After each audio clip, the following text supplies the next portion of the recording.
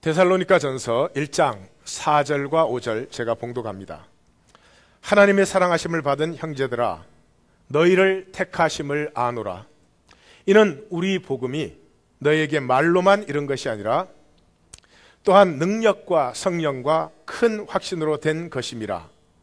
우리가 너희 가운데서 너희를 위하여 어떤 사람이 된 것은 너희가 아는 바와 같으니라. 아멘. 짧은 속에 사도 바울은 그리스도의 복음, 하나님의 복음을 우리의 복음이라고 감히 말하고 있습니다. 우리의 복음이 말로만 너에게 임한 것이 아니라 능력과 성령과 큰 확신으로 임했다. 근데 우리의 복음이 그렇게 능력과 확신과 성령으로 임할 수 있었던 것은 바로 우리가 너희 가운데 있을 때 어떤 사람이었느냐 하는 그것으로 말미암아 이 복음이 능력과 성령과 큰 확신으로 임했다는 것이죠. 그래서 사도 바울이 무슨 얘기를 했느냐 하는 것보다 훨씬 더 중요한 것은 그 얘기를 하고 있는 사도 바울이 누구였는가, 어떤 사람이었는가 하는 것이 사실은 훨씬 더 중요한 문제입니다. 말씀이 그 인격과 삶에 품어져서 우리에게로 다가올 때 우리에게도 데살로니가 교회에 있었던 이런 역사가 이루어지게 되는 것이죠. 그래서 사도 바울의 생애를 우리가 같이 보고 있습니다. 오늘 들어가는 질문은 악의 뿌리는 무엇일까요? 악 그러면 대개 사람들은 종교적이거나 윤리적이거나 도덕적인 것을 생각을 하죠.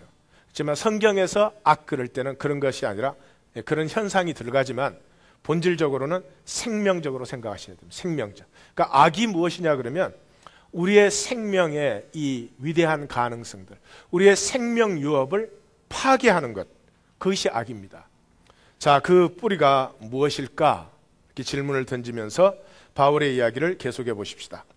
지난주의 부분을 정리해서 보면은 바울의 모습은 초기 그 기독교 공동체 문서를 통해서 보면 작은 키에 벗어진 머리와 구부러진 다리, 양 눈썹이 맞붙고 매부리 코에 날카로운 눈과 구부린 어깨를 가졌다.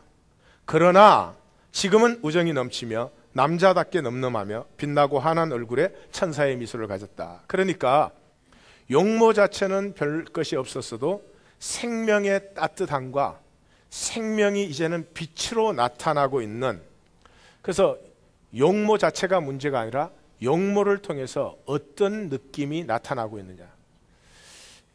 20대 초반까지는 뭐 인격이 형성되었다 그럴 게 별로 없죠. 그래서 외모가 중요합니다.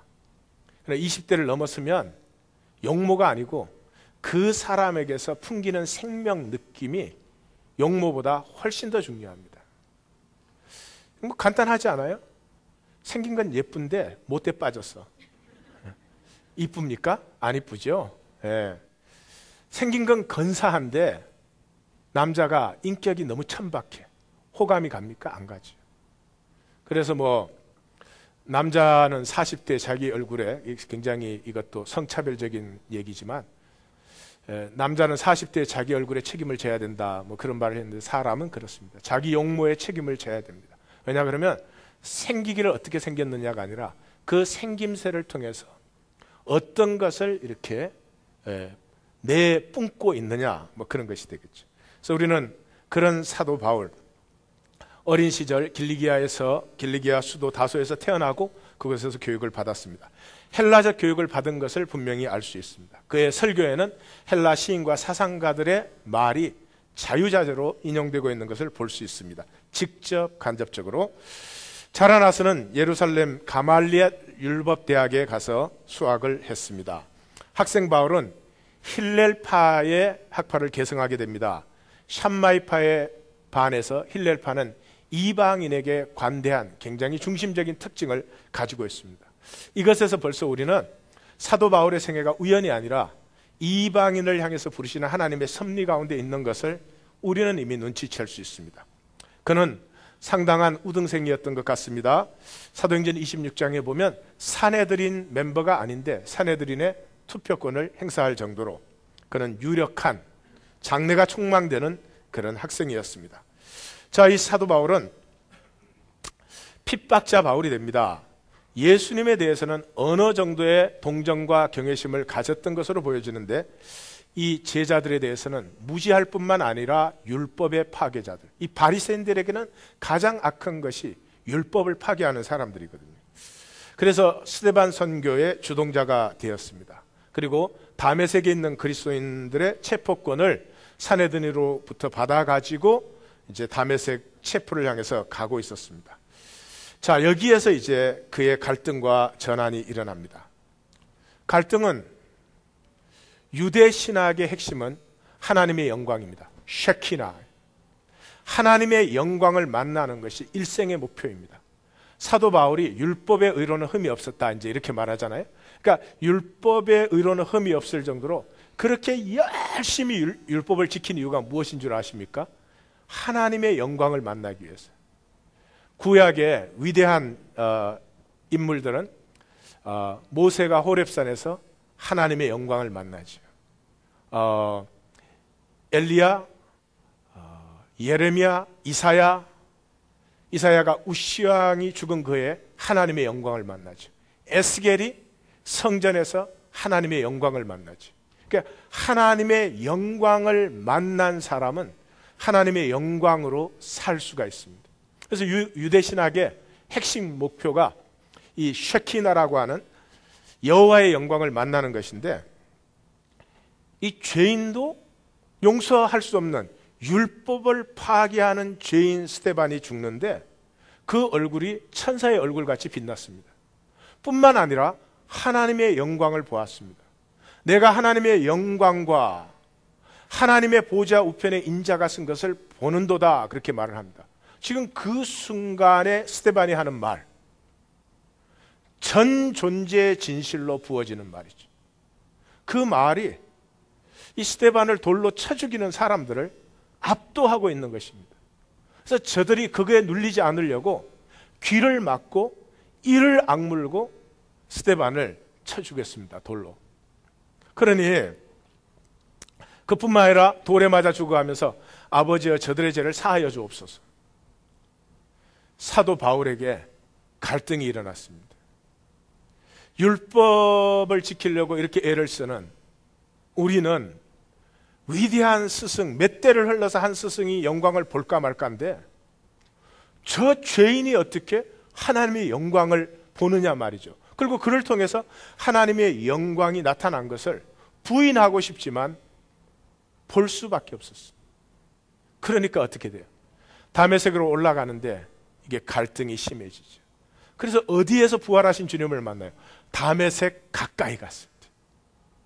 이제 갈등이 부글부글 끓는데 이제 다메섹에 들어가면 내가 그리스도를 체포해야 되는데 이거 내가 잘하는 짓인지 잘못하는 짓인지, 그 부글부글 끓던 갈등이 다메섹을 눈앞에 딱 앞에 놓으니까 그냥 터져 나왔습니다. 그 사울아 사울아 내가 어찌하여 나를 핍박하느냐, 이거는 사실은 이미 이 바울 속에, 그때는 사울이죠, 사울 속에 있었던 갈등이지. 이거 내가 의인을 핍박하는 거 아닌가 하는 갈등을 어떻게 피할 수가 있겠어요? 그 속에 나는 내가 핍박하는 예수라, 이 음성도 이미 갈등 속에 있었습니다. 이 하나님의 말씀은 갈등을 일으키기 위해 전하는 것입니다. 여러분은 부흥의 설교를 들은 다음에 갈등을 느껴보신 적이 있습니까?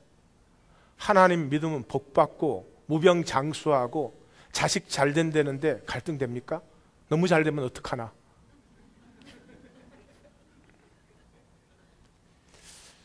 하나님의 말씀이라고 사실 할 수 없습니다. 하나님의 말씀은 진리이기 때문에 진리를 따라 살지 못하는 우리의 가슴에 이 말씀이 임하면 혼과 영과 관절과 골수를 찔러 쪼개며 갈등하게 하는 것입니다. 갈등이 오면 우리는 귀찮으니까 슬쩍 눌러버립니다. 생각하지 않는다든지 내게 필요한 얘기만 싹 듣습니다. 그렇게 해가지고는 전환이 일어날 수가 없죠.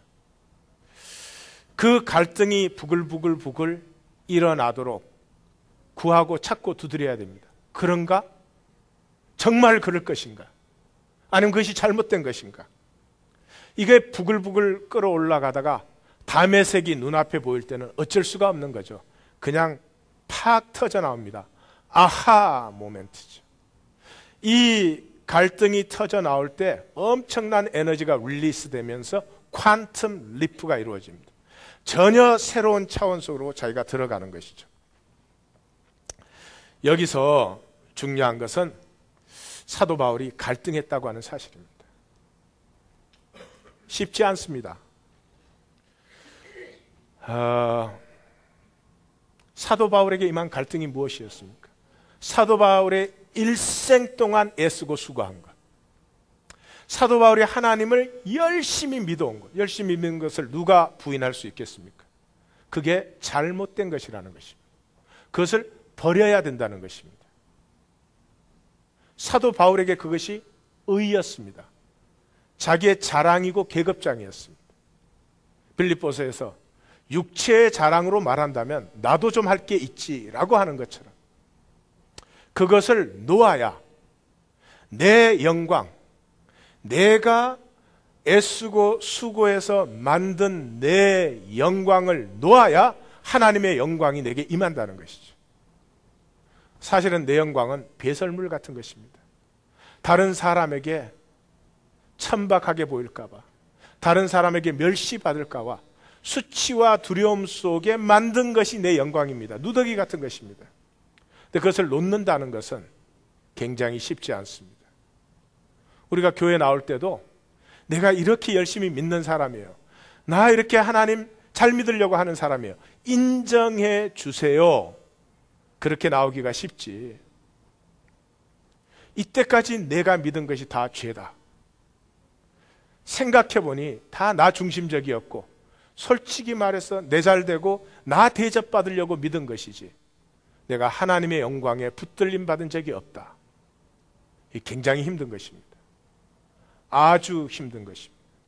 그러나 분명한 것은 내가 평생을 만들어 온 내 영광을 놓지 않으면 하나님의 영광은 내게 임할 수가 없다는 사실입니다. 사실은 굉장히 분노가 일어나는 말입니다. 하나님 교회에서 신앙생활을 하면서 의식적으로 무의식적으로 분노를 많이 느끼셨을 거예요. 나는 나름대로 열심히 신앙생활을 했다, 그 이제 좀 대접받았으면 좋겠는데 이 강단에서 전해지는 말씀이 사실은 깨어져야 된다고 하는 말씀이었습니다. 저희 교회 그 웹사이트에 들어가서 우리 교회 목회 철학을 여시면 영성이란 내가 무엇을 쌓는 것이 아니고 나 이렇게 깨달았다, 이만큼 이제 깨달았다, 그런 것이 아니고 나 믿음으로 이렇게 열심히 살아왔다, 그런 것이 아니고 내가 하나님을 위해서 한 것조차도 사실은 그것이 나를 위한 것이고 기만이요 위선이요 진실이 아니었다 라고 깨어질 때, 내가 만든 이 겉사람의 껍질들이 깨어질 때 하나님이 내 안에 창조하신 생명이 생수의 강으로 솟아나기 시작하는 거예요. 이것이 영성입니다. 영성은 계급장을 더덕더덕 붙이는 것이 아니라 내가 만들어 온 껍질을 오히려 벗는 것입니다. 이런 그를 만나시게 될 것입니다. 지난 5년 반 이상을 계속 깨는 말씀이 사실은 임했습니다. 뭔지 모르셨으니까 남으셨죠.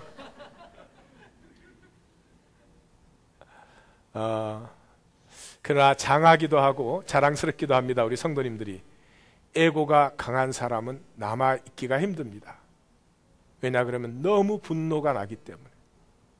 이만큼 했는데도 인정을 안 해준다니, 더 이상 어떻게 하라는 말이냐, 이런 분노가 이게 우리가 그렇게 생각하는 것이 아니라 에고가 그렇게 반응해요. 내출을 하게.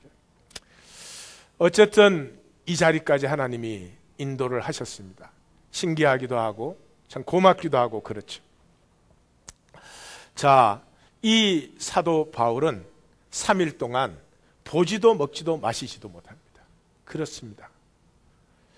내 삶이, 내가 그렇게 열심히 살아온, 다 열심히 살잖아요.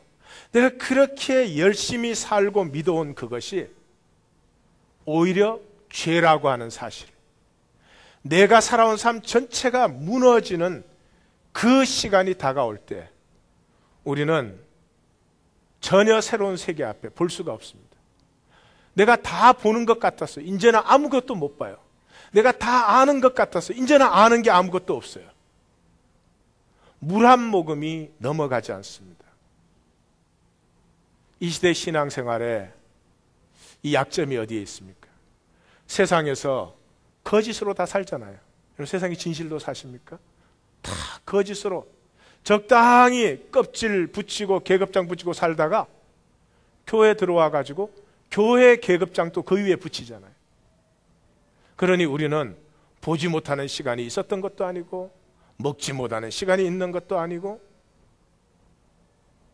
교회에 들어와서 사회에서 못 붙이던 계급장 좀 붙여보려고 하는 이런 굉장히 안타까운 현상들이 사실은 나타나죠. 사울에게, 바울에게 아나니아라고 하는 사람이 하나님으로부터 보냄을 받습니다. 그의 첫마디가 형제 사울아, 형제 사울아였습니다.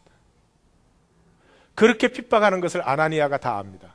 그러나 주님의 말씀 한마디에 그 사울을 형제 사울아 그렇게 부릅니다. 뿐만 아니라 그 다메섹에 있었던 그리스도인들이 모두가 이 사울의 형제가 되어서, 사실 아나니아와 다메섹의 제자들은 이 사도 바울의 생애에 있어서 가장 첫 번째 그리스도인 형제였습니다.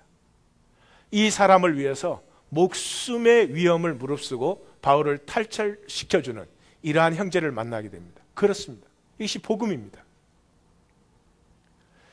내가 얼마나 가짜로 살고 내가 얼마나 나를 저주해 왔던가 하는 것이 내 가슴에 부딪혀 내가 무너져 내리면서 가장 자연스럽게 먼저 오는 것이 형제와 자매가 사랑스러운 것입니다. 왜 내가 저 사람을 이기려고 했을까? 왜 내가 저 사람한테 깔 보일까 봐 두려워했을까? 신기하기 짝이 없습니다.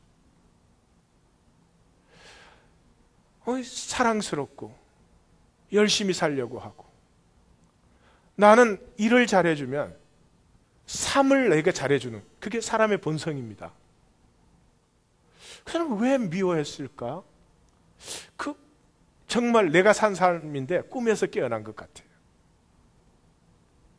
복음이 임하는 곳에 이것은 그냥 자연스럽게 나타난 첫 번째 열매입니다. 오늘 교회는 이게 불가능해요. 몇십 년씩 믿었는데 옆에 한번 쳐다보세요. 얼마나 사랑스러운지 한번 쳐다보세요. 고백을 하세요.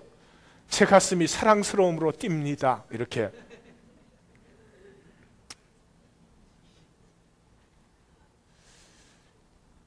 이러한 복음의 능력을 상실하고도 우리가 참 안타까워할 줄을 모르는 거죠. 그리고 여기서 이 본문을 볼 것 같으면 다메섹에 있는 제자들과 그렇게 하잖아요. 그러니까 그리스도인이 제자라고 일컬음을 받을 때는 아직 유대권 영향 아래 있을 때죠. 이것이 헬라의 영향으로 넘어갈 때 헬라 문화의 제자라는 건 스승의 가르침을 배우는 사람들이에요. 삶은 어떻게 살든지 스승의 가르침을 배우는 사람이 제자였어요. 근데 우리는 제자가 그런 사람 아닙니다. 예수님의 삶을 따라 사는 삶이에요. 나를 따라 오너라 그랬죠. 나를 따라 배워라 그렇게 안 했거든요. 그래서 이 헬라권에 가니까 제자라는 말이 혼돈되기 시작합니다. 그래서 그때로부터 성도라고, 그리스도인이라는 말은 교회 바깥의 사람이 우리 성도를 부르는 말이고, 서로 간에는 제자를 넘어서 성도, 세인트라고 하는 말로 서로 부르기 시작했습니다. 이 시대는 이 호칭의 회복도 필요한 시대입니다. 자, 이 사도 바울은 이방인의 사도로 부름을 받았습니다. 그가 갈라디아서에서 그렇게 고백하죠. 베드로에게 역사하사 그를 할례자의 사도로 삼으시니가 또한 내게 역사하사 나를 이방인의 사도로 삼았다. 그래서 사도행전에 보면은 사도 바울이 자기가 예수님을 만난 간증을 할 때마다 9장, 22장 전부 그렇게 표현합니다. 주께서 이르시되, 주님께서 이 사람은 내 이름을 이방인에게 전할 사람이다. 13장에 주께서 이같이 우리에게 명하시되 내가 너를 이방의 빛으로 삼았다. 22장 나더러 또 이르시되 내가 너를 멀리 이방인에게로 보내리라. 주님께서 사도 바울을 이방인의 사도로 부르셨습니다. 자, 이것을 사도 바울 자신도 또 고백하고 있죠. 에베소 3장 1절에 그리스도 예수 일로 너희 이방인을 위하여 갇힌 자 된 나 바울. 3장 8절에는 모든 성도 중에 지극히 작은 자보다 더 작은 나에게 이 은혜를 주신 것은 청량할 수 없는 그리스도의 풍성함을 이방인에게 전하게 하려고. 디모데전서 2장 7절에 내가 이방인의 스승이 되었다. 디모데후서에서는 모든 이방인이 듣게 하려 하심이니. 로마서 11장에서는 내가 이방인인 너에게 말하노라 내가 이방인의 사도인 만큼 이 직분을 영광스럽게 여긴다. 그래서 여기 보면 하나님의 부르심이 있는데 하나님의 부르심이 우리에게 부르심이 되는 것은 우리 안에서 그것이 무르익어 갈 때죠. 저도 이제 이만큼 목회를 하니까 저의 부르심을 알겠어요. 저의 부르심은 딱 한 가지입니다.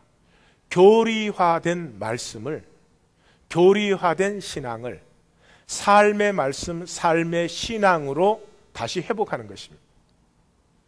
무슨 말이냐 그러면요, 교회 오시면 교회 안에 통하는 말이 있어요. 구원, 은혜 이런 것에서부터 교회 안에서 통하는 논리, 교리가 있습니다. 아마 그런 기억들이 있으시죠. 구원이라는 말을 처음에 들었을 때 참 낯선, 왜 10원이 아니고 9원일까? 네? 은혜라는 말, 다른 사람이 은혜 받았다 그러면 조금 나는 어색해지는, 그게 뭔가 나에겐 느낌이 닿지 않으니까. 다른 사람이 할렐루야 그러면 아유 저렇게 촌스럽게 교양 없이 믿나, 뭐 이런 시절이 다 있었잖아요. 그러다가 교회 안에 들어와서 교회에서 통용되는, 이건 바깥에서는 전혀 통용되지 않아요. 교회에서 통용되는 교리를 이해하고 자기도 구원과 은혜라는 단어를 쓰기 시작하고 자기도 이제 할렐루야를 하기 시작하면 자기가 신앙이 있는 줄 알아요. 교회 문화에 익숙해지신 거죠. 신앙은 삶으로 나타나는 것이죠. 성경적 신앙의 특징입니다. 삶으로 나타나는 게 신앙이에요. 그런데 교회 안에서만 통용되는 논리를 가지고 신앙생활을 하니까 신앙생활은 언제예요? 교회에 왔을 때. 교회 바깥에 갔을 때는 신앙으로 살 수가 없어. 그렇게 되는 것이죠. 그래서 이 복음은 교회 안의 논리가 아니라 온 세계 만민을 구원하시는 하나님의 사랑의 메시지예요. 그러므로 삶을 가진 자는 누구든지 이해할 수 있는 말이 돼야 돼요. 그래서 제가 이 교리화된 말씀과 신앙을 삶의 말씀과 신앙으로 바꾸기 위해서 저희 교회에서는 다른 교회에서 안 쓰는 일반 용어를 굉장히 많이 도입을 하죠. 이 교리화되어서 교회 안의 논리로 전락되어 버린 이 복음을 어떻게 하든지 삶의 말씀으로 전환시켜 보려고 몸부림을 쳐가지고, 그래서 무슨 뭐 에고를 해가지고 맨날 에고 하다 끝나고, 뭐 이런 일들이 있는 것이죠. 그래서 제가 이제 제 부르심을 이제 알아요. 확신했습니다. 그래서 돌아보니까 내 삶이 다 이해가 가요. 내 어릴 때 이런 사건들이 있었던 것이. 하나님께서 왜 내 성격을 이런 성격으로? 이것이 다 나를 만드시고 나를 나되게 하는 하나님의 섭리인 것이 깨달아지기 시작하죠. 허무한 욕망에서 많이 자유해집니다. 괜히 남보다 잘 살아야 된다. 무슨 옆에 교회보다 2사람 더 많아야 된다. 이런 것들에서 굉장히 자유해지기 시작하고 나에 대한 담대함이 생기는 것이죠. 우리 성도님들도 하나님의 부르심을 만나시기를. 부르심을 만나기까지는 교회 와서 또 교회생활 열심히 해서 인정받으시려고 이렇게 헛되게 되어버려요. 부르심을 만나시기를 우리 주님의 이름으로 축원합니다. 또 부르심을 만나실 줄 믿습니다. 자, 그리스도인이 된 바울을 잠깐 보십시다. 이 하나님의 부르심은 고난을 향한 부르심입니다.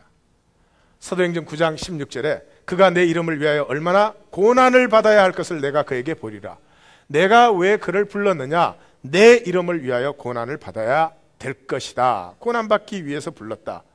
로마서 8장은 성경의 이 클라이막스죠. 그리스도인의 자유, 그리스도인의 영광, 그리스도인의 궁극적 승리가 선포되어 있는 것이 로마서 8장입니다. 로마서 8장의 전반부를 어떻게 마감합니까? 자네이면 또한 상속자 곧 하나님의 상속자여 그리스도와 함께한 상속자니 우리가 그와 함께 영광을 받기 위하여 고난도 함께 받아야 할 것이니라. 이렇게 전반부를 마감하고 후반부를 생각한데 현재의 고난은 장차 우리에게 나타날 영광과 좋게 비교할 수 없도다. 이렇게 후반부를 시작합니다. 그러니까 그리스도의 자유와 그리스도의 영광과 그리스도의 승리가 무엇을 통해 오느냐? 고난을 통해서 오는 것입니다. 이런 고난이 뭔 줄 아십니까? 아까 사도 바울이 자기 평생에 자기가 만들어 온 의가 깨어지잖아요. 그게 고난입니다. 내가 만들어 온 의가 깨어지는 것이에요. 내가 만든 영광이 깨어지는 것이에요. 깨어지면 하나님의 영광이 나타나기 시작해요. 육체와 마귀와 세상과 에고에 속지 마시고 내가 결사적으로 지켜온 내 삶의 그 허무한 것들이 깨어지시기를 주님의 이름으로 축원합니다. 참 이거 어려운 일인데요. 깨어지는 만큼 내 배우자가 행복해합니다. 깨어지는 만큼 나에게서 능력이 나타나기 시작합니다. 깨어지는 만큼 살맛이 나고요. 세상이 두렵지 않게 됩니다. 유업의 열매가 풍성해지기 시작합니다. 그런데 역설은 이거예요. 지킬 것이 적은 사람일수록 더 단단히 지켜요. 왜 그래요? 그것마저 없어지면 안 되니까. 그래서 굉장히 조심하셔야 돼요. 그러니까 많이 가진 사람들은 진짜 이상한 일이지만 많이 가진 사람이 버리기가 어떤 의미에서는 쉬워요. 그러니까 사도 바울이 그런 의미에서는 사실 버리기도 쉬운 사람이에요. 뭐 육체의 영광 자기가 할 만큼 해봤잖아요. 그러니까 깨어지고 새로운 세계에 들어갈 준비도 돼요. 그러나 아직 가지지 못한 사람은 더 가지는데 바빠서 사실 그게 깨어지기도 힘들고 이거 요만큼 만들어놔 고생 많이 했는데 이게 깨어져야 된다. 그러면 굉장히 또 분노가 생기고 그러죠. 저는 신기한 것 중에 신기하고 고마운 게 성도님들이 주일날 이렇게 오시는 거예요. 무슨 얘기하는지 눈치챘으면 오실 리가 없어요. 그렇지만 저는 확신합니다. 우리를 여기까지 인도하신 분은 하나님이시고 하나님이 우리 가운데 자신의 영광을 나타내시기로 작정하셨습니다. 유업의 영광이 회복되는 우리 하나님 교회가 될 줄 믿습니다. 그래서 사도 바울은 자기의 생애도 고난의 행군으로 그렇게 묘사를 합니다. 자기 생애 가장 마지막에 쓴 편지, 사랑하는 아들 디모데에게 이렇게 쓰잖아요. 전제와 같이, 전제가 제사 아니에요. 각이 떠지고 그래서 제단 위에 올려져 완전히 불태워지는 제사입니다. 자기 생애 전체를 그런 제사로 생각하는 것이죠. 그리고 나는 선한 싸움을 싸우고 달려갈 길을 마치고 믿음을 지켰다. 선한 싸움을 싸우고 전투, 달려갈 길을 경기, 믿음을 지켰다. 투쟁. 자기 생애를 전투, 경기, 투쟁 이런 이미지로 묘사합니다. 그리고 이제후로는 나를 위하여 의의 면류관이 예비되었어. 이 경기로 생각하는 거죠. 특별히 마라톤으로 생각하고 있는 것입니다. 여러분, 마라톤을 뛰는 선수가 마라톤 막 뛰다가 드라마 시간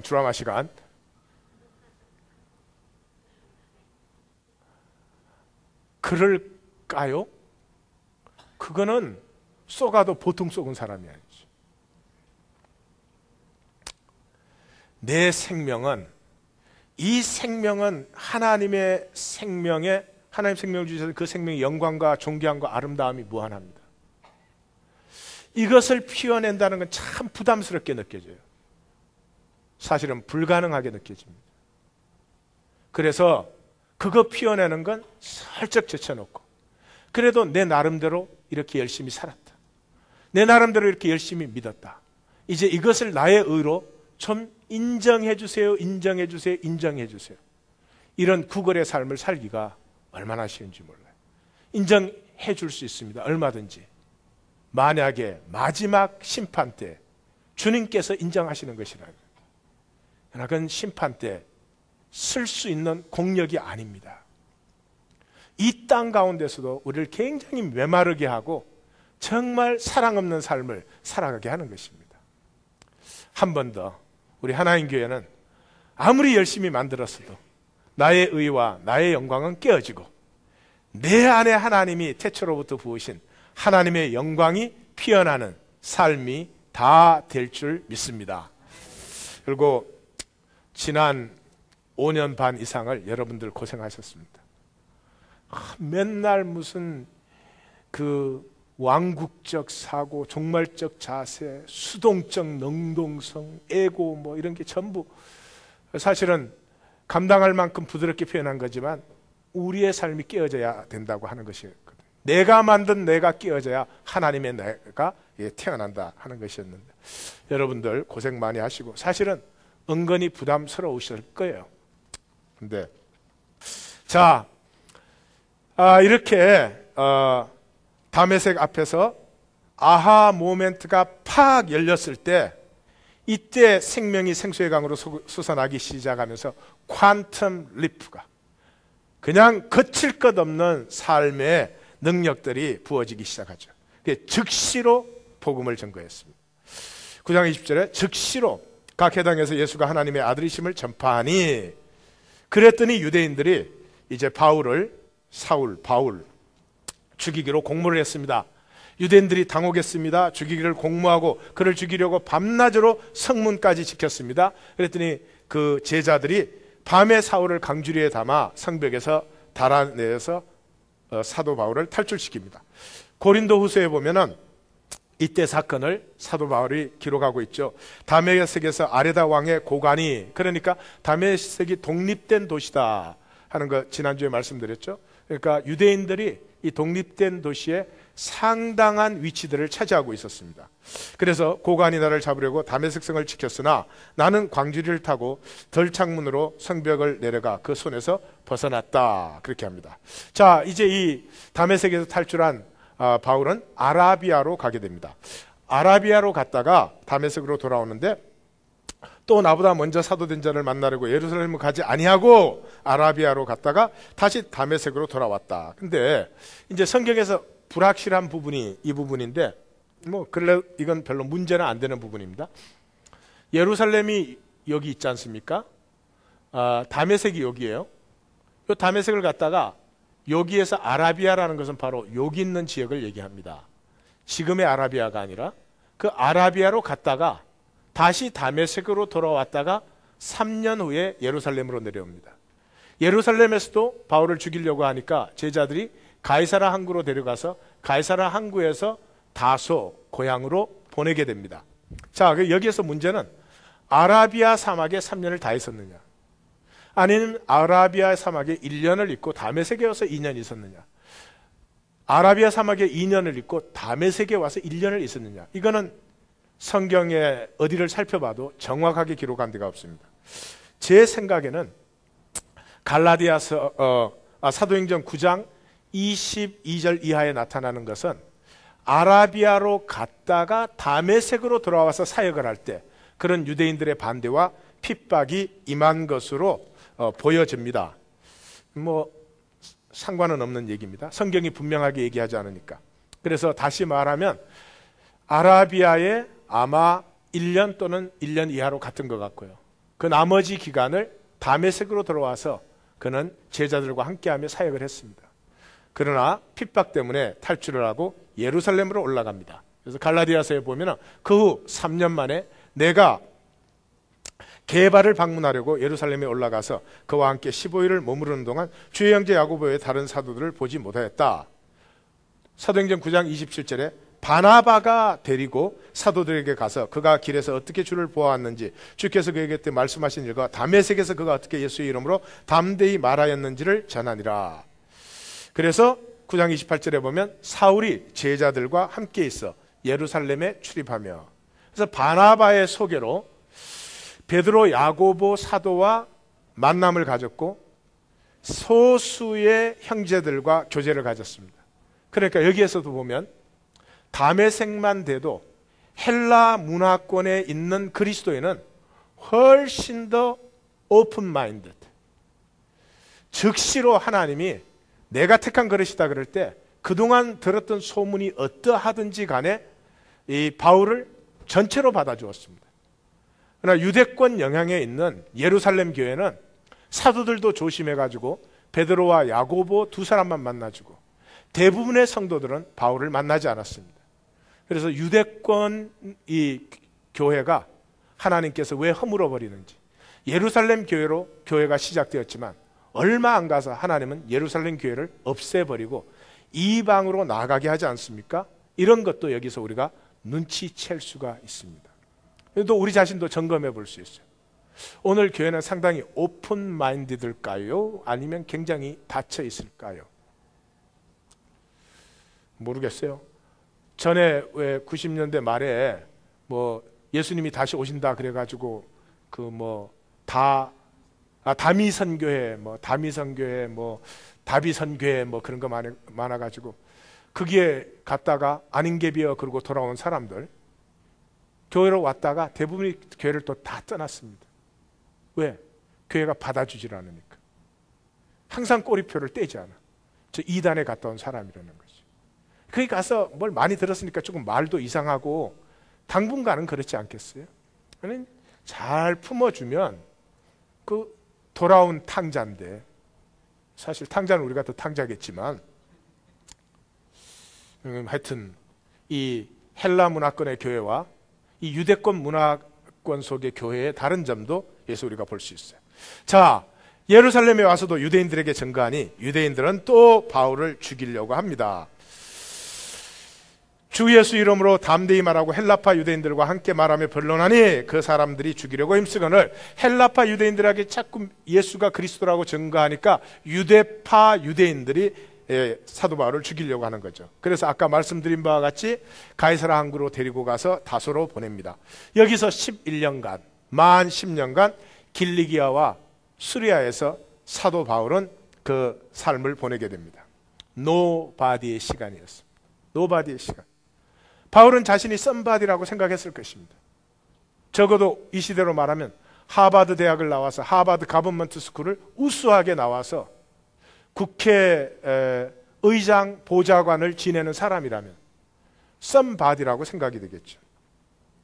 근데 하나님이 그런 장래가 촉망되고 그런 사도 바울을 고향에 돌아와서 율법을 파괴한 범죄자로 살게 합니다. 얼마나 힘들었겠습니까? 제가 캠퍼스 사회 갈 때 이런 일이 있었습니다. 캘리포니아에서 MIT에 합격이 돼서 입학을 했습니다. 근데 한국 부모님들이 애들을 어떻게 공부시켜요? 주로 학원에서 공부를 시킵니다. 제가 학원을 반대하는 것은 아닙니다.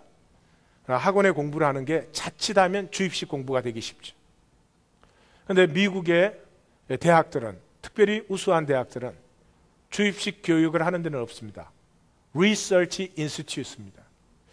교수들은 공부할 수 있는 길을 안내해주면 자기가 연구하고 공부를 해야 됩니다. 그러니 학원에 가서 선생님에게 주입식으로 듣던 아이가 힘들죠.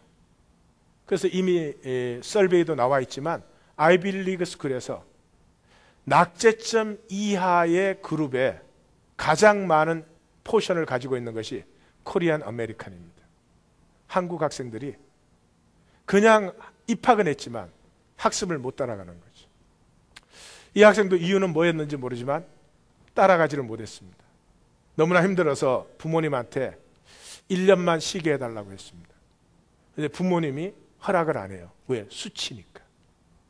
그렇게 MIT 들어갔다고 캘리포니아에서 얼마나 자랑스럽게 생각했겠어요. 얼마나 자랑 많이 했겠어요. 근데 공부 못하고 돌아왔다.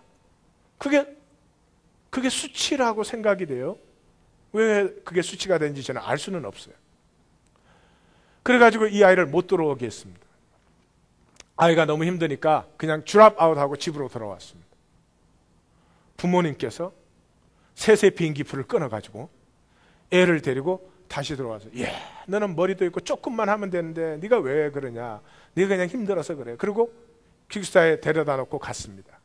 근데 아이가 자살해서 죽었습니다. 너무나 슬펐습니다. 이럴 수 있는가? 이런 이유로 죽을 수 있는가, 사람이? 왜 그런 사건이 일어났죠? 수치 때문에. 한번 생각을 해보십시오. 사도 바울, 총망받고 장래가 정말 기대되는, 혹시 유대사에서 가장 모멸적인 율법의 파괴자로 낙인 찍혀서 지금 고향에 와서 만 10년을 있는 것입니다. Again, 내가 만든 나가 깨어지지 않으면 하나님의 나는 내 속에서 피어날 수 없습니다. 우리 성도님들의 신앙생활이 내가 살아오고 내가 지켜온 그 나와 의를 지키는 신앙생활이 아니라 예배 한번 드릴 때마다, 기도 한번 드릴 때마다 내 삶이 얼마나 사실은 죄악된 삶이었는지가 하나님에게 고백되어져서 내가 만든 나는 깨어져 나고 하나님의 나는 내 속에서 자라나기 시작하는, 그리고 어느 순간에 그 싹이 조금만 더 나와도 그 싹의 기쁨과 능력이 말로 닿을 수 없기 때문에 그때부터 그 사람은 고난이 두렵지 않으며 생명 피어나는 기쁨 때문에 고난으로 보이는 세상길을 기쁨으로 나아가는 삶이 되는 것이. 할렐루야. 우리를 인도하신 하나님께서 만군의 여호와의 열심히 우리 가운데 이것을 이루실 줄 믿습니다. 우리 하나님 교회에서는 한 분도 놓치시는 분이 없기를 바라요. 하나님의 역사하심이 우리한테 반드시 이루어질 것입니다. 그래서 이 모세의 광야 시간, 다윗의 10년, 다윗이 언제 왕 되겠다 그랬어요? 하나님 불러다가 왕으로 안수하는 시간부터 10년을 엔게디 항무지 10광야에서 처절한 망명의 삶을 보내잖아요. 이 나의 나가 깨어진 자리에 하나님의 나가 피어나는 거죠. 할렐루야. 우리 하나님 교회도 하나님 교회, 우리가 만든 하나님 교회가 깨어질 때 하나님의 하나님 교회가 세워지는 거죠. 이학권 목사가 만든 하나님 교회는 깨어지고 하나님의 하나임 교회가, 발음도 힘들어, 하나님의 하나임 교회가 이루어질 줄 믿습니다. 할렐루야. 자, 이것을 위해서 가장 구체적인 제가 말씀을 드리겠어요. 사실 금요일 새벽 기도의 말씀인데 전하고 보니까 신앙이 이거더라고요. 그래서 다시 한번 전합니다. 다른 사람들의 인정 중독에서 벗어나라. 우리의 삶이 뭔 줄 아세요? 사람들에게 인정받고 싶은 거예요. 교회를 와도 이 교회에서 인정받고 싶은 거죠. 네? 자, 인정받는 일은 좋은 일입니다. 근데 희망사항이면 괜찮아요. 희망사항. 다른 사람이 인정해줬으면 좋겠고, 인정해주면 좋은 것이죠. 또 인정 안 해주면 어쩔 수 없는 것이죠. 근데 이게 필요 조건이 되면 곤란해요. 반드시 인정을 받아야 된다. 반드시. 그러면 내가 그 반드시 인정을 받아야 되니까 나는 그것에 종노릇해. 그래서 인정이 필요 조건이 되면 내 삶의 주권을 내가 넘겨준 거예요. 사람들이 인정해 주는 것 같으면 에너지가 솟아나. 그런데 어느 날은 그게 아닌 것 같아? 그럼 또 에너지가 팍 줄어드네. 내가 내 삶을 살아야 되는데 내 삶에 누가 좌지우지해요? 다른 사람의 반응이 나를 좌지우지해요. 그래서 우리에게 다른 사람의 인정은 희망사항이에요. 해주면 좋지만 안 해줘도 나는 내 길을. 참 우리 목사님의 설교는 영험스럽다. 이렇게 인정을 해주시면 너무나 좋겠지만 길다. 그래도 나는 내 길을 길게 가는 거죠. 자, 이 문제, 인정 중독에서 벗어나는 게 이게 쉬운 게 아니죠. 우리에게 세례된 문제거든요. 여기에 5개의 거짓 선지자가 있습니다. 인간을 종로로 시키는, 인간을 다른 사람의 인정에, 다시 말해서 세상의 종로로 시키는 5개의 거짓 선지자가 있는데, 첫째가 사회예요. 사회의 첫 계명이 뭐예요? 사회의 첫 계명, 인정받아야 된다. 인정 못 받으면 비참해지는 거죠. 인정 못 받으면 I'm nobody. 첫 계명이 인정받아야 된다는 거예요. 그래서 인정받으려고 몸부림을 쳐요. 왜 사회는 그렇게 할까요? 내가 인정받으려고 할 때 나를 컨트롤할 수 있기 때문에. 내가 세상의 인정을 구하고 있으면 세상은 나를 마음대로 만들 수 있어. 진리를 다 알고 있으면서도 진리를 배반하는 사람으로도 만들 수 있어요. 그래서 사회학적으로는 이것을 other directed person 그렇게 합니다. other directed person. 상대방에 따라서 내가 결정되는 거예요. 그래서 동창회 갔을 때 나, 갯모임 갔을 때 나, 드라마 볼 때 나, 교회 왔을 때 나, 가정에서의 나, 다 달라요. 두 번째가 부모입니다. 부모가 뭐 하죠? 아이를 사회에서 인정받는 사람으로 만들기 위해서 그냥 모든 것을 다 하죠. 우리 부모님들이 종종 이런 일을 해요. 저희 교회에서 드물지만 아이가 옆에 있으면 애 목을 막 누르면서 목사님 인사해 이래요. 엄마가 애 목에 디스크까지 만들면서 한 인사 제가 받을까요? 받기는 받지만 그게 받은 게 아니지. 그래서 하이 했어요. 우리 보고 웃었어요. 제가 그러고 말죠. 인사를 가르치는 건 중요한 문제. 이것이 한국 문화고, 우리 한국 문화는 엘드리 피플을 만날 때 인사한다. 네가 목사님을 보니까 늙었지? 그러니까 인사해라. 이렇게. 그건 얼마나 좋은 거예요. 근데 막상 당사자를 만났는데 아이에겐 준비가 안 된 걸 막 고개를 누르면 인사해요. 목사님. 그거 왜 그래요? 아이가 인사 안 하면 자기 입장이 어색하게 느껴지니까. 그래서 아이한테 주는 메시지가 뭐예요? 너는 다른 사람에게 인정받는 행동을 해야 돼. 아이가 옷을 이상하게 입어도 자라나는 동안에 어떻게 옷 센스도 만들어져야 되는 거예요. 자기를 발견해 나가는 것 중에 하나예요. 나는 옷을 어떻게 입을 때 내가 편하고 내가 잘 어울리는구나. 왜 이렇게 단숨에 되나요? 너 옷을 왜 그렇게 입었니? 넌 그 색깔이 좋으니? 엄마 생각에는 이런데. 이렇게 이해 좀 해주면 좋은데 옷이 그게 뭐냐? 무당집이냐? 뭐 이래. 그게 메시지가 뭐예요? 옷을 좀 사람들에게 인정받도록 입어라. 그렇게 입었다가는 너 그냥 촌스럽고 이상하다고 배척받는다. 뭐 그런 얘기 아니에요. 이렇게 의존적으로 길러대니까 애가 대학을 들어가는데도 의존적이 돼요. 결혼을 해가지고 갈등이 있는데 엄마한테 전화를 합니다. 근데 그걸 하나도 잘못된 것으로 느끼지조차 못해요. 그게 개입하는 엄마도 그게 잘못된 것인 걸 몰라요. 너가 선택해서 결혼하지 않았니?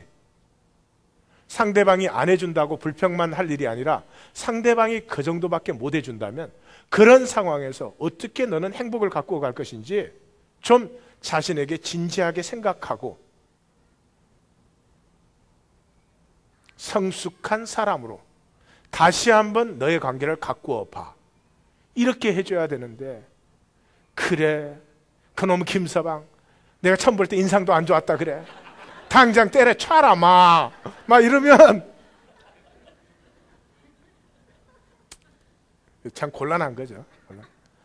아이를 양육할 때 아이가 자기 자신이 누군지를 알고 자기를 찾아가도록 존중하고 격려해줘야 되는데 사람에게 인정받는 그런 사람으로 만드니 처음부터 종으로 만드는 거죠. 칼릴 지브란의 예언자 중에 한 부분을 보십시오. 당신의 자녀는 당신의 자녀가 아니다. 그들은 생명 자체를 갈망하는 생명의 아들, 딸들이다. 그들은 당신을 통해서 나왔지 당신에게서 나온 것은 아니다. 그들은 당신 곁에 있지만 당신에게 속하지 않았다. 생명이에요, 생명. 그 생명의 길을 우리가 옆에서 격려하고 도와주는 것이지. 세 번째가 학교예요, 학교. 가정에서 이렇게 종로로 다는 틀을 딱 잡아놓으면 이걸 완전히 딱 구조까지 세우는 게 학교예요. 획일화된 커리큘럼, 획일화된 학습 내용, 획일화된 학습 방법, 획일화된 평가 방식으로. 그러니까 그런 방식에 익숙하지 않은 아이들은 다 정죄를 당해요. 가장 좋은 예가 SAT 아니에요. 아이의 학력을 평가하는데 영어, 수학 두 개만 봅니다. 그럼 영어, 수학에 은사가 없는 아이는 어떻게 해? 우리 창룡이처럼 다 잘하는데 영어, 수학만 못하네? 그건 안 되지, 안 되지. 이 용납할 수가 없어, 정말. 근데 영어, 수학도 특정 방식으로 평가합니다. 그러니까 그게 그러니까 이 SAT가 이 사회에서 하는 일은 이게 뭐예요? 수많은 청소년들이 인생을 시작하기도 전에 자기 인생은 실패자로 봅니다.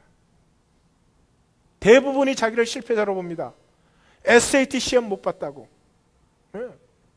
아니 어떻게 SAT가 하나님의 아들인 나를 평가하냐고. 안 되지, 말이 안 되지.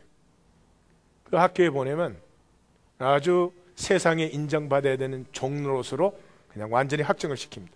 그 다음에 우리의 삶에서 이걸 계속 시키는, 계속 종의 길을 가게 하는 거짓 선지자가 있는데 그게 광고예요, 광고.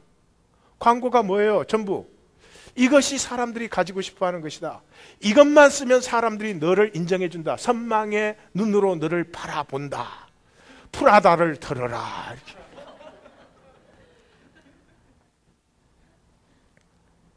그 광고 보면 전부 사람 눈치 살피는 거 아니에요. 막 운동하다가 뭐 팔을 번쩍 들다가 갑자기 사람들 의식에서 냄새 나니까 팍 내려. 그럴 때 이 디오드란트를 써라. 뭐 이런 거. 아니 운동했으면 냄새 나기가 마련이지. 그 다음에 놀라지 마십시오. 이거를 확인 사살해 주는 게 종교입니다. 종교. 종교는 이것을 완전히 절대화시켜요. 스탠다드를 절대화시켜놔요. 그러니까 종교는 질문도 못해. 질문하면 불경건함으로 낙인 찍히는 거예요. 교회에서 이런 말만, 교회에서 찍히고 싶으면 이런 말만 하고 돌아다니면 돼요. 친교실 쏙 가서 하나님 진짜 있어? 예수 믿는다고 진짜 구원돼? 야, 이 구원 받은 사람들이 이러냐? 이거 세 마디만 하면 아주 매장되실 겁니다. 예수님은 나를 회복시키려 오셨는데 우리는 이런 짓을 하고 다니죠. 예? 예수님은 I am 그러시잖아요. 나는 나라는 거죠. 우리에게 주신 것이 그것이죠. 종교 제도 속에서 얼마나 열심히 해가지고 여기서 인정받는 사람이 아니라 예수님은 우리를 세상의 빛으로, 저는 교회는 세상에 빛된 사람들을 세우는 곳이지 여기 모여갖고 네가 잘 믿냐 내가 잘 믿냐 너가 잘났냐 내가 잘났냐 그거 하는 게 교회라면,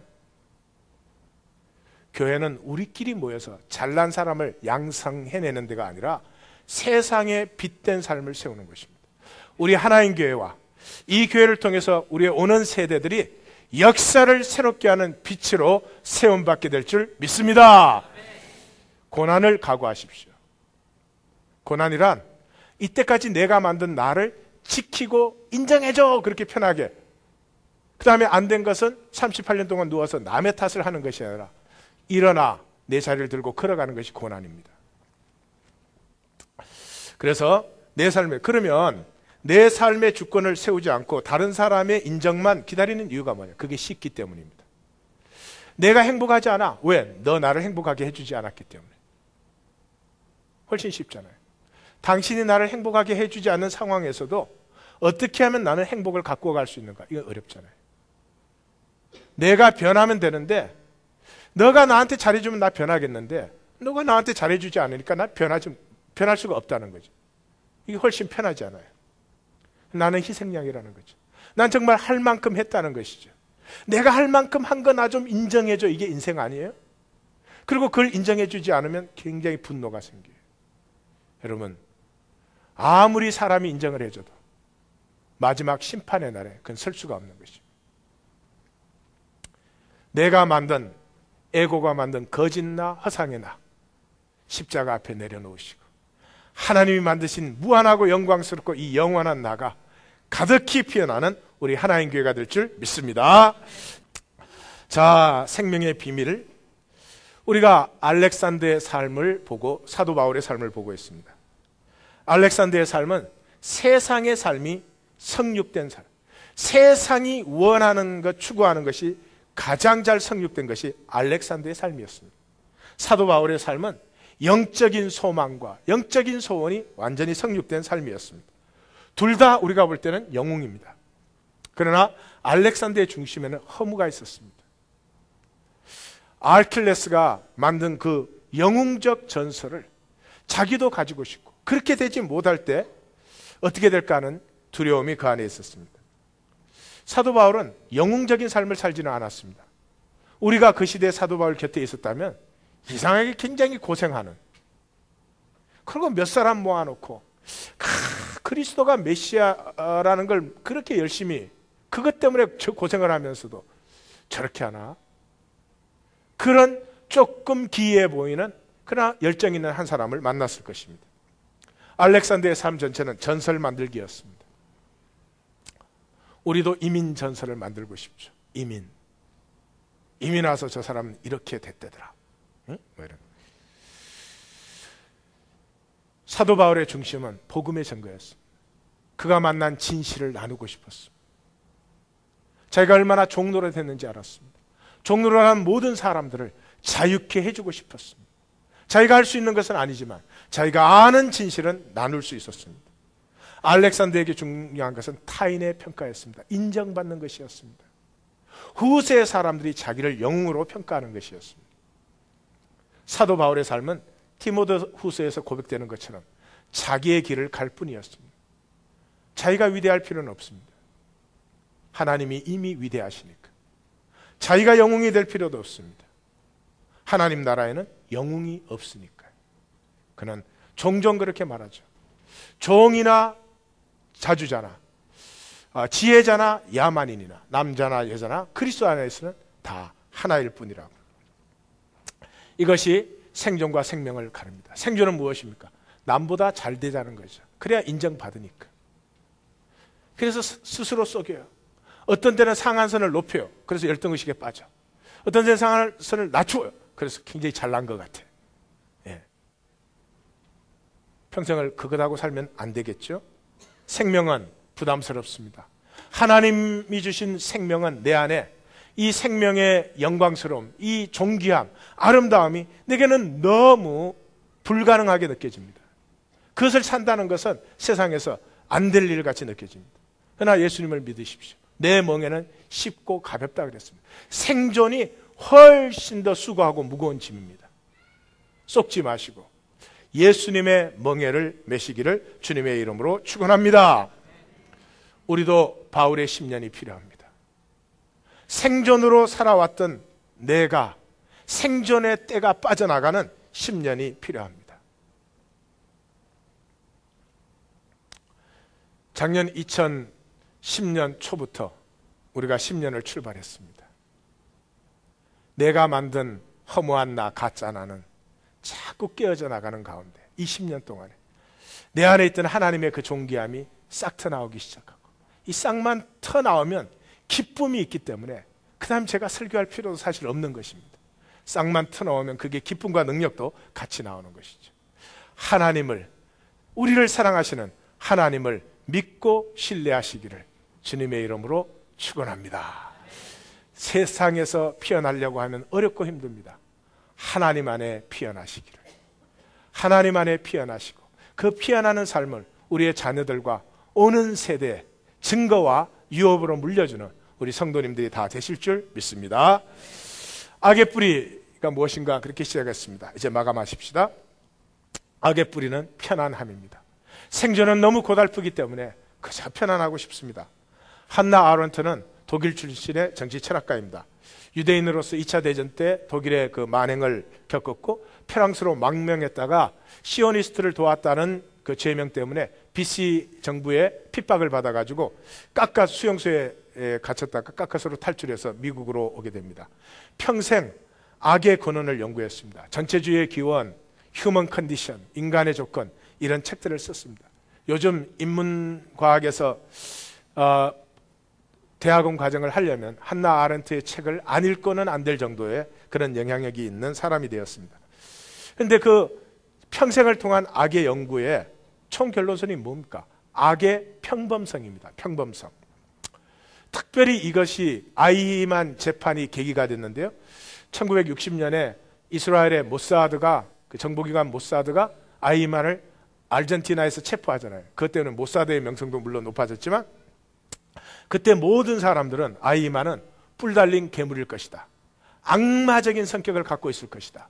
뭔가 정신적인 이상이 있을 것이다. 다 그렇게 생각을 했습니다. 그러지 않고 그 수많은 사람들을 어린아이까지 눈 하나 깜짝하고 죽일 수가 있을까? 이렇게 생각들을 했습니다. 그런데 이 재판이 진행되는 수년의 과정을 한나 아렌트가 자세히 관찰하고 연구한 결과 아이만은 우리와 똑같은 사람이었다는 것입니다. 그는 나치 친위대의 장성급으로서 히틀러의 나치 정강도 안 읽어봤어요. 저는 더 놀란 게 히틀러의 그 자서전인 마인캄프라고 하는 이 마이 스트러글, 나의 투쟁이라고는 그 나치의 뭐 바이블이나 마찬가지죠. 그것도 안 읽어봤어요. 저도 읽어본 것이에요. 한때는 뭐 한국 운동권의 필독스라 그러는지 뭐 하여튼 뿐만 아니라 유대인을 혐오하는 사람도 아니었어요. 자신이 가장 사랑하는 여자가 유대인이었습니다. 세상이 깜짝 놀랐습니다. 한나 아렌트는 이 모든 과정을 통해서 이렇게 결론 지었습니다. 아이만이 무슨 뿔 달린 괴물이 아니고요. 어차피 이 세상은 바꿀 수가 없으니까. 나치 시대에 어차피 세상은 그렇게 흘러간다는 거죠. 나 하나 튀어봐야 아이만이 잘못된 걸 알았습니다. 그러나 나 하나가 뭘 바꾼다고? 바뀌어질 세상이 아니니까. 그래서 적당히 편하게 사는 것이 제일 좋은 길이야. 이것이 아이만의 정치였습니다. 이것이 악의 정치입니다. 어떻습니까? 사랑하는 성도님들. 성도님들은 하나님께서 한 생명 한 생명을 보내실 때 이 땅을 새롭게 하기를, 이 땅에 하나님의 사랑의 빛을 가득히 피워내기를 그렇게 생각되십니까? 세상이 달라지나 그 안에 적당히 잘 살면 되지 그렇습니까? 결론을 내립니다. 갈등을 외면하면 나는 죽습니다. 고난을 회피하면 나는 피어날 수 없습니다. 남의 탓하는 동안 나는 나를 속이고 있을 뿐입니다. 이 모든 것의 뿌리는 편안함입니다. 기도하십시다.